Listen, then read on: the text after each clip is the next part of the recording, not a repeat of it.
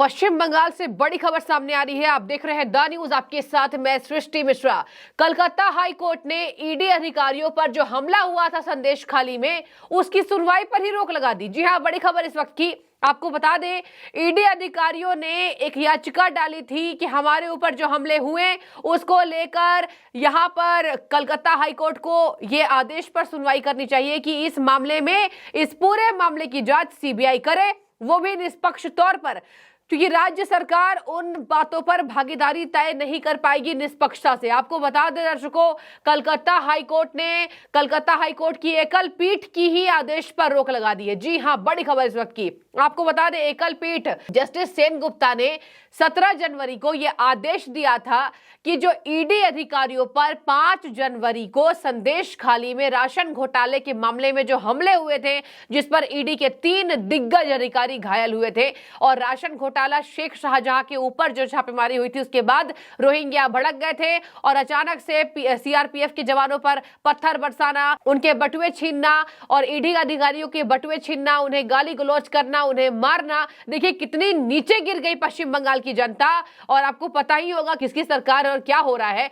तो दर्शकों, शेख शाहजहां के ऊपर नया खुलासा हुआ है और अब देखिए सुनवाई पर ही रोक लग गई। तो खैर ये अदालत है, हमें सम्मान करना है अदालत के फैसले का, लेकिन ईडी इस उम्मीद में थी कि अदालत उनके बारे में आदेश सुनाएगा। दर्शकों, ईडी ने ये मांग की थी कि इस मामले में एसआईटी की जांच होनी ही चाहिए, उसके साथ साथ सीबीआई की जांच निष्पक्ष तरीके से होनी चाहिए।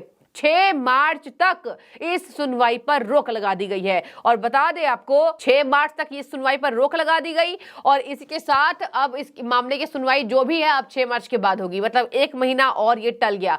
दर्शकों, सबसे बड़ी खबर तो इस वक्त की है कि ईडी अधिकारियों ने, जब न्यायाधीश जय सेनगुप्ता की एकल पीठ ने यह आदेश दे दिया था कि हर एक पुलिस अधीक्षक के नेतृत्व में एसआईटी की टीम गठित होगी, ये जांच पड़ताल करेगी, तो एकल पीठ के आदेश को कलकत्ता हाई कोर्ट की दूसरी पीठ ने इस पर रोक लगा दी है। यही ये खबर है। आपको बता दें, अब कहा जा रहा है कि अब ईडी जो उम्मीद लेकर बैठी थी, अब उस पर पानी फिर गया है, और देखने वाली बात इसमें यह हो जाएगी आगे क्या इस पर और मामले सामने आते हैं। यहां तो ईडी का बड़ा दावा है कि 10,000 करोड़ का राशन घोटाला है, और एक इनके नेता खुद गिरफ्तार हुए पड़े हैं, और ये जो गिरफ्तार हुए नेता का, यहां पर बता दें आपको, ये करीबी बताया जाता था शेख शाहजहां, ये अब तक इसके ऊपर कोई बड़ी कार्रवाई नहीं हुई है। और यही वजह है कि ईडी कह रही है कि पहले तो हमें पीटा गया, हमें डराया गया, और हद हो गई, किसी राज्य में ऐसा नहीं हुआ। आपको बता दें, जस्टिस सेनगुप्ता की एकल पीठ पर रोक लगाने वाले जस्टिस हैं टीएस शिवगन्नम और न्यायमूर्ति हिरण्यमय। ये दोनों न्यायमूर्तियों ने मिलकर एकल पीठ के आदेश पर रोक लगा दिया है। पहले न्यायमूर्ति सेनगुप्ता ने 17 जनवरी को आदेश दिया था, 5 जनवरी को ये हमला हुआ, 17 जनवरी को न्यायाधीश तुरंत ये फौरन ये फैसला लेते हैं कि एसआईटी की टीम जो है वो पुलिस अधीक्षक के नेतृत्व में आप गठन कर लीजिए। लेकिन आज ये मामला सामने आया जहां टीएस शिवगन्नम और न्यायमूर्ति हिरण्यमय भट्टाचार्य की खंडपीठ के समक्ष एकल न्यायाधीश पीठ की सुनवाई पर, आदेश पर रोक लगा दी गई है। आदेश पर रोक लगाई गई है, सुनवाई पर नहीं। सुनवाई पहले हो गई थी, और सुनवाई ये हुई थी कि भैया आप एसआईटी की टीम गठित कर लीजिए। ईडी उससे नाखुश थी। ईडी ने कहा केवल एसआईटी ही नहीं, हम चाहेंगे सीबीआई मामला जांच हो। सीबीआई क्यों ना हो? कौन थे वो लोग? किसने ईडी अधिकारियों पर हमला हुआ? हद हो गई है पश्चिम बंगाल में। दुख होता है, दर्द होता है लोगों को कि पश्चिम बंगाल से ऐसी खबरें क्यों सामने आती हैं।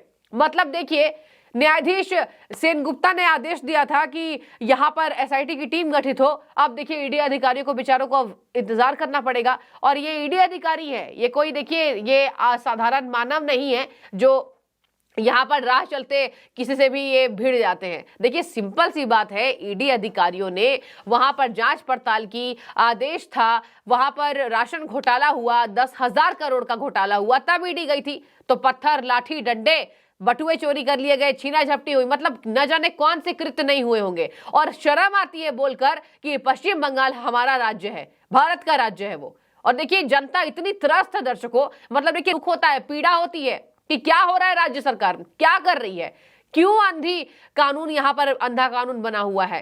कोई सुनवाई नहीं भैया, कोई सुनवाई नहीं। और देखिए सबसे ज्यादा तो अभी जो खबर सामने आई थी दर्शकों, देखिए मैं क्यों आपको जोड़कर ये बातें बता रही हूं, पश्चिम बंगाल ही क्यों ऐसा राज्य है। अभी अभी खबर सामने आई थी, शांतनु ठाकुर ने कहा था कि 7 दिनों के अंदर सीए लागू हो जाएगा। क्या कह रही है ममता बनर्जी?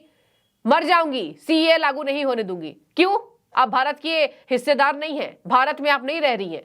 ये मैं नहीं कह रही हूं, ये जनता त्रस्त होकर लिख रही है। जनता जानना चाहती है। ईडी के अधिकारियों को पीटा गया, उनके सिर पर चोटें आई, हॉस्पिटलाइज थे, बीजेपी के नेता मिलने गए थे, अभी भी याद है मुझे, तस्वीरें सामने आई थी।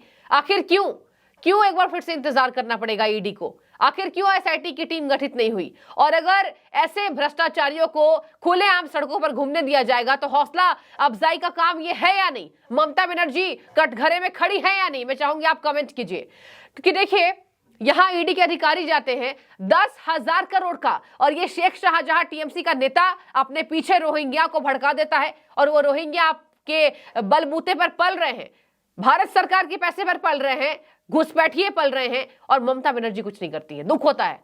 ममता बनर्जी को केवल ये आदत है हिंदू कैलेंडर को ऐसे बनाना कि हिंदू की छुट्टी ही ना हो हिंदू त्योहारों में। खैर, देखिए ये पूरा मामला अब सामने आ चुका है। अब एसआईटी की टीम का जो आदेश दिया गया था उसी को निरस्त कर दिया गया। नहीं होगा, कोई एसआईटी टीम नहीं बनेगी। 6 मार्च तक के लिए इस पर रोक लगा दी गई है।